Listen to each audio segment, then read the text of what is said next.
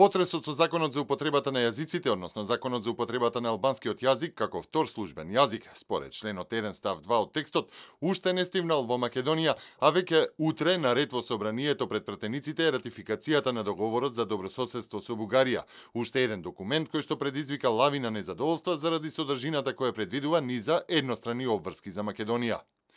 Токму меѓу нив е 8-миот член, според кој во следните 3 месеци би требало да се формира, како што стои во договорот, заедничка мултидисциплинарна експертска комисија за историски и образовни прашања на паритетна основа, со задача да придонесе за објективно и засновано на автентични и на докази засновани историски извори, научно толкување на историските настани, за што ќе се поднесува едногодишен извештај пред владите на двете земји. Доколку договорот биде ратификуван, а нема место за сомнеж дека мнозинството тоа ќе го стори и покрај отсуството на ВМРО ДПМН, во следните 3 месеци се очекува формирање и заедничка меѓувладина комисија со која ќе копредседаваат министрите за надворешни работи со задача да ја надледуваат ефективната примена на договорот, но и решавање на прашања кои би се појавиле за време на исполнување на договорот. Власта всушност, според најавите за ратификацијата на договорот, ќе се изјасни веднаш по представувањето на бугарската програма и приоритети на бугарското председателство со Советот на Европската Унија од бугарскиот амбасадор во земјава Иван Великов Петков, а на седницата ќе се обратат и вице-премиерот Буер Османи, шефот на дипломатијата Никола Димитров и амбасадорот на Европската Унија во Македонија Самуел Жбогар. Македонија токму во овие 6 месеци од ротирачкото бугарско претседавање очекува почеток на преговорите со Унијата. Но за да се случи тоа, мора да се најде договори со Грција, каде работите се далеку посложени, особено затоа што барањето решение тече зад затворени врати меѓу двете власти, а медиаторството на Метју Нимиц се очекува само да го прифати и потврди решението.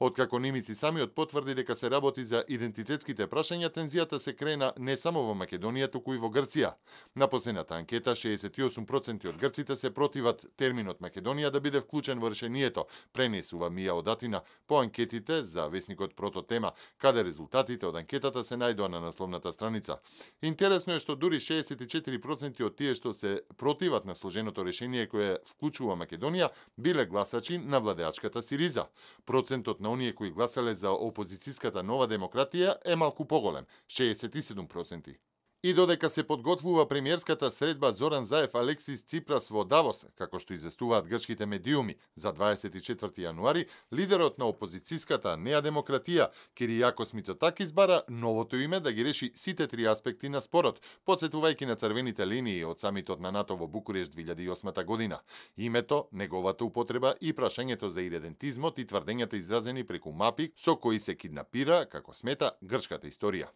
Токму во таа насока, телевизија Нова се уште очекува одговор и од Македонија, но и од грчката дипломатија, по најавите на актуелниот колега на Никола Димитров, Кодзијас, за комисија која ќе ги редактира македонските учебници по историја, дадена лани уште во септември. А се уште е актуелно и прашањето за референдумот. Во Грција лидерот на независните грци Панос Каменос, партнер во власта на Ципрас, во колумна за еден неделник порача дека во Грција ќе мора да се одржи референдум за новото име на северниот сосед. Кон сето тоа може да се додаде и дека во Македонија веќе се заговара да се избегне референдумот, дали тој да биде консултативен или да се одржи паралелно со влезот во Европската Унија, а собранието да ја преземе одговорноста за промената на името. Со тоа што опозицијата, барем за сега, отсуствува од парламентот, а и според најавите не би прифатила решение кое нема да мине низ филтерот на граѓаните, веројатно ќе се бара модус решението да биде донесено од просто мнозинство на пратениците, а потоа евентуалната промена на уставот, што бара двотретинско мнозинство, да се ефектуира дури при зачленувањето во евроатланските структури.